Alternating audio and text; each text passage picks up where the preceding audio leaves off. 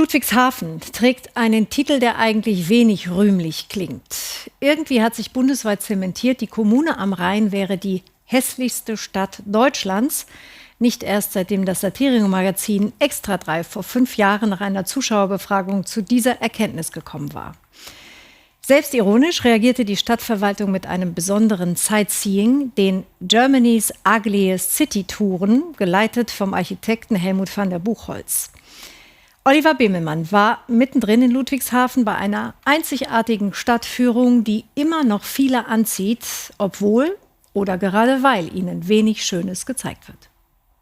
Das ist so ein Platz, den man so ein bisschen zwar hat, aber so fast schon vergessen hat. Also das ist der Brunnen da, der geht jetzt schon seit längerer Zeit nicht mehr.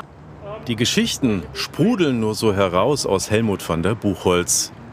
Dieser Brunnen hingegen trockengelegt, seit mehr als 30 Jahren. Mehr als 80 Menschen sind an diesem Sommerabend gekommen, um sich bei der Ugly City Tour 2 Stunden lang die hässlichsten Orte Ludwigshafens zeigen zu lassen. Im Großen und Ganzen ist diese Unterführung halt so, da ist unten ein Betonpflaster und oben eine Betondecke. Und wenn es dann ein bisschen abends wird, dann wird aus so einer Gruselecke vielleicht dann ganz schnell so ein schöner Angstraum. Weiter geht's zum Rathauscenter, dem 70 Meter hohen Wahrzeichen von Ludwigshafen, aktuell eine Großbaustelle. Ende des Jahres soll das Gebäude abgerissen werden. Vor mehr als 40 Jahren gebaut, hat es seine goldenen Zeiten lange hinter sich, sagt der Stadtführer. Das hat auch in der Zeit, der es war, pulsiert und es war lebendig. Und hier nebendran ist eigentlich eine der besten Immobilien der ganzen Stadt. Und was haben wir hier? Einen Parkplatz, ne? Der Architekt und Künstler zeigt viele Bausünden, erklärt aber auch, dass vieles nach dem Krieg schnell statt schön wieder aufgebaut werden musste. Seine Zuhörerinnen und Zuhörer kommen aus ganz Deutschland, die meisten aber sind aus der Region. Wir hatten Zeit und haben uns ganz spontan entschlossen, hier mal mitzugehen, weil wir zwar in Ludwigshafen oft mit dem Zug durchfahren, aber wir steigen immer in Mannheim aus. Es ist schon sehr hässlich hier, aber irgendwie dann schon wieder so hässlich, dass man es schon wieder lustig findet. Der Stadtführer bietet kostenlose Führungen zu verschiedenen Themen an. Die zu den hässlichsten Orten ist aber immer noch der Dauerbrenner. Einerseits unterhält es die Leute, ja zweifelsohne, es kommen immer noch sehr viele Leute. Andererseits leiste ich damit durchaus auch einen Beitrag zum, wo sollte man drüber reden.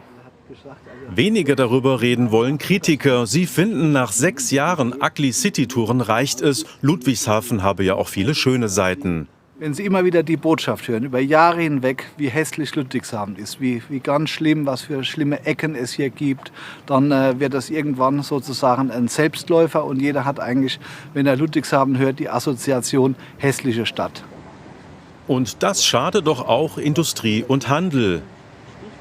Das führt dazu, dass weniger Menschen sich für Ludwigshafen interessieren oder auch in der Wirtschaft junge Fachkräfte, die zum Beispiel IT-Kräfte, sich überlegen, ganz genau, wo arbeiten sie.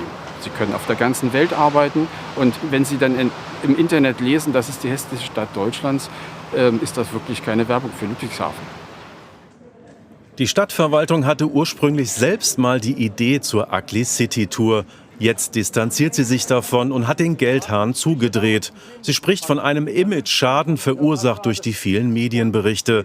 Stadtführer van der Buchholz wehrt sich. Die gehen ja noch weiter, diese Kritiker. Die sagen dann, kritische Kultur sollte nicht gefördert werden und wohlwollende Kultur sollte sehr wohl gefordert werden.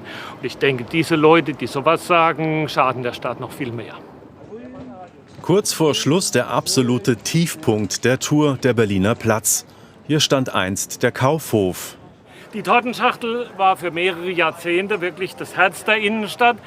Das Herz der Innenstadt, seit 9 Jahren ein riesiges Bauloch. Für viele Teilnehmer gehören die schlimmen Orte zu Ludwigshafen einfach dazu.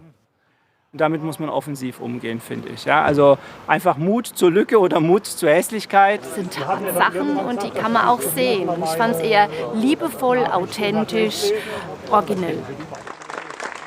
Die Ästhetik des Hässlichen.